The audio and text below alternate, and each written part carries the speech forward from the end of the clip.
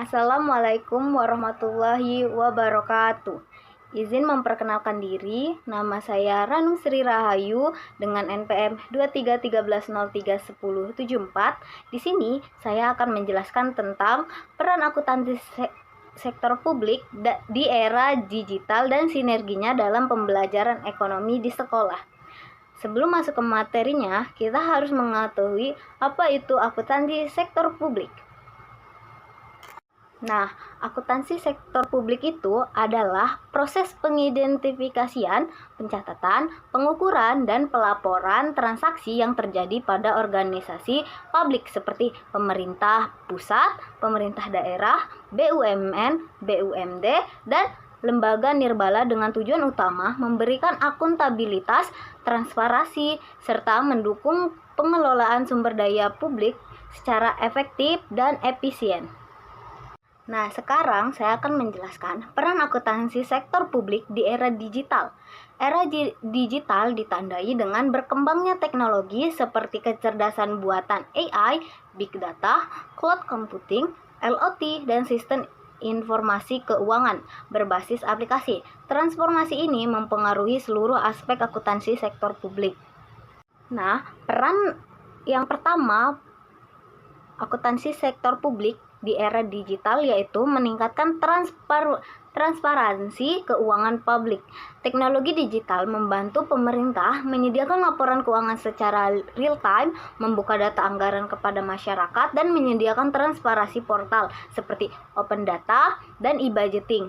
Nah, manfaatnya adalah masyarakat dapat mengawasi anggaran, mengurangi potensi korupsi, dan meningkatkan kepercayaan masyarakat. Lalu, yang kedua itu meningkatkan akuntabilitas. Akuntansi sektor publik di era digital menyajikan informasi yang akurat, dapat ditelusuri atau traceable, dan terdokumentasi otomatis. Nah, sistem digital ini juga memastikan setiap transaksi memiliki bukti elektronik, jejak audit, dan integrasi antar sistem keuangan pemerintah. Selanjutnya, yang ketiga adalah efisiensi dan efektivitas pengelolaan anggaran. Teknologi digital otomatis mengurangi manual pencatatan, potensi kesalahan manusia, dan waktu pemrosesan data. Contoh aplikasinya itu e-budgeting untuk penyusunan anggaran dan e-treasury untuk pembayaran. Dampaknya itu adalah prosesnya itu lebih cepat, biaya lebih rendah, dan keputusan lebih tepat karena berbasis data. Lalu yang keempat itu ada penguatan sistem dan pengendalian internal atau SPIP. Nah, perangkat digital ini membantu memantau transaksi keuangan, memberi peringatan atau sistem peringatan dini, serta pengarahan. Nah, dengan kecerdasan buatan ini, pemerintah dapat melakukan deteksi penipuan, perbandingan pola pengeluaran, dan analisis risiko keuangan. Lalu yang kelima itu ada pengambilan keputusan berbasis data atau kebijakan berbasis data. Nah, akuntansi itu tidak hanya mencatat, tetapi menyediakan data wawasan untuk perencanaan fisik, terus efisiensi belanja, mengevaluasi program publik, dan penilaian kinerja pemerintah. Big data ini memungkinkan pemerintah membuat kebijakan yang lebih terukur. Selanjutnya yang keenam yaitu mendorong partisipasi masyarakat. Aplikasi digitalnya seperti lapor, portal APBD dan APBN, dan kinerja dashboard. Aplikasi ini membuat masyarakat ikut mengawasi penggunaan anggaran sehingga tercipta tata kelola yang kolaboratif. Oke, di sini saya juga menjelaskan tentang cara mensinergikan materi akuntansi sektor publik dalam pembelajaran ekonomi. Pembelajaran ekonomi itu dapat mengintegrasikan materi akuntansi sektor publik melalui beberapa strategi. Strateginya yang pertama itu integrasi kontekstual pada materi yang relevan.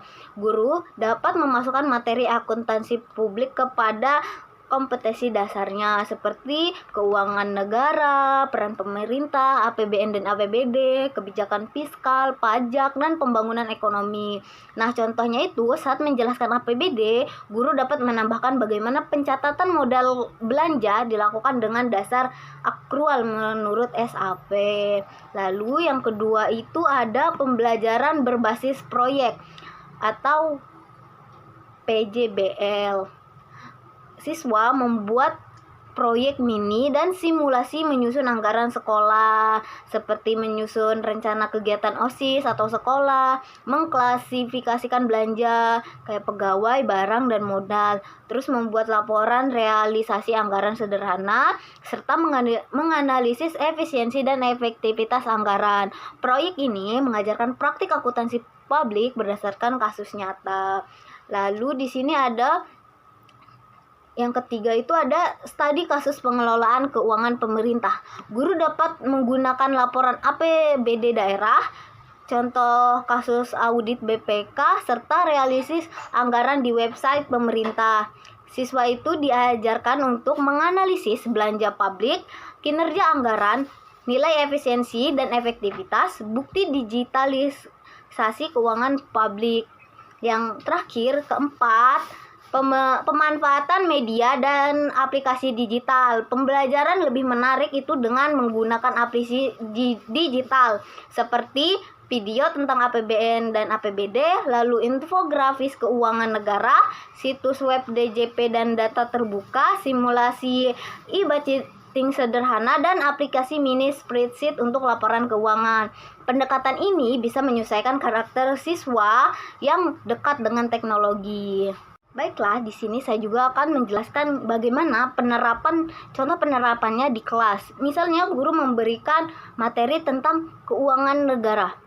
Nah, pengayaan akuntansi publiknya itu, guru menjelaskan proses penyusunan APBN dan APBD, lalu tunjukkan bagaimana belanja dicatat dalam laporan realisasi anggaran, dan berikan contoh digitalisasi sistem anggaran yang ada di Indonesia. Nah, aktivitas yang akan dilakukan oleh siswa di dalam kelas yaitu yang pertama, ajak siswa mengakses portal APBN provinsi masing-masing. Yang kedua, meminta mereka menulis pendapatan totalnya, total belanjanya, dan program strategis daerahnya. Yang ketiga adalah analisis apakah anggaran sudah efisien dan efektif. Baiklah, sekian penjelasan saya tentang materi peran akuntansi sektor publik di era digital dan sinerginya dalam pembelajaran ekonomi di sekolah. Sekian penjelasan dari saya akhiri. Wassalamualaikum warahmatullahi wabarakatuh.